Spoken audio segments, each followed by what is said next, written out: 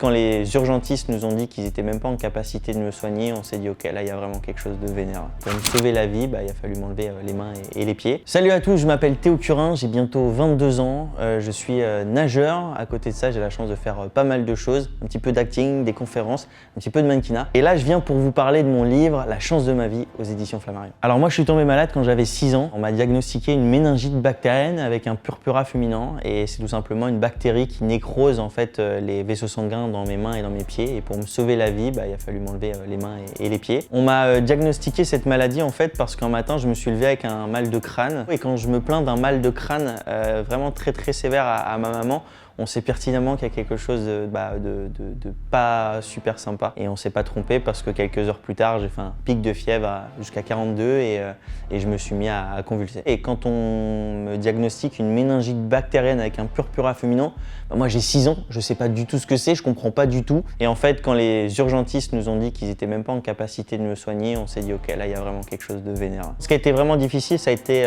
l'après-hospitalisation, c'est la rééducation en fait, parce que là-bas on réapprend tout et on se sent parfois très nul parce qu'on n'arrive pas à manger tout seul, on n'arrive pas à se changer tout seul, on n'arrive pas à prendre notre douche tout seul. Et justement, moi, le début de la rééducation, c'est d'arriver à faire le plus de choses tout seul. Et en l'occurrence, aujourd'hui, c'est le cas. Je vis tout seul, je suis autonome dans tout. Et le jour où je fais mes premiers pas avec mes prothèses, c'est un sentiment de liberté et de légèreté sans nom, c'est complètement fou. Et puis d'un point de vue plus personnel, notamment le regard des autres, ça a été un sacré challenge dans un premier temps parce que je souffrais beaucoup du regard des autres.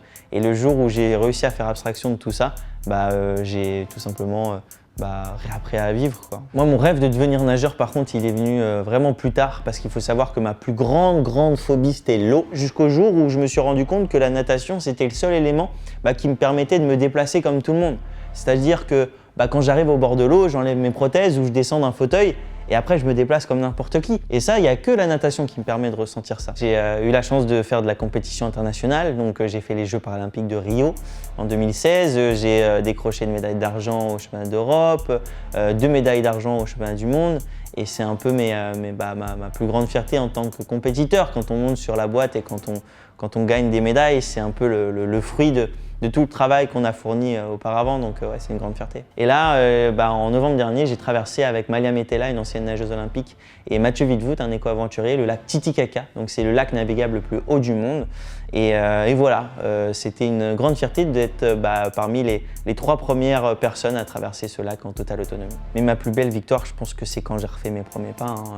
Il n'y a pas un moment, je pense, aussi fou, aussi dingue, aussi fort que je vois en fait. C'était vraiment tellement fou, tellement dingue, tellement plein d'amour que c'est ce moment-là. En fait, j'ai eu un déclic pour écrire le livre quand j'ai fait la traversée du lac Titicaca. Je me suis dit, en fait, je vais raconter un petit peu cette traversée aussi à l'intérieur de ce bouquin. C'est pour ça que j'avais accepté le livre. Et en fait, quand on regarde le bouquin, c'est même pas 10% du livre. Donc en fait, il y avait pas mal de choses à raconter avant. Et je trouve que ma vie personnelle, ça touche encore plus les autres. Alors j'ai choisi d'appeler le livre La chance de ma vie. Déjà parce que je trouvais le titre super joli, mais je trouve que ça prend pas mal de sens quand on le lit. Ce que je veux prouver avec ce livre, c'est que moi je parle très rarement de handicap et je parle vraiment de toute ma vie au sens large. Et la chance de ma vie, c'est quoi ? C'est mes rencontres, c'est les opportunités que j'ai eues et que j'ai encore aujourd'hui. J'essaye de répondre en quelque sorte à toutes les questions qu'on m'a déjà posées dans ce livre. Je parle de sport, je parle de ma rééducation, de ma réadaptation, mais je parle aussi de ma vie un peu plus personnelle, des rencontres que je vais faire, ma vie sentimentale, je parle de sexualité. Mon prochain gros projet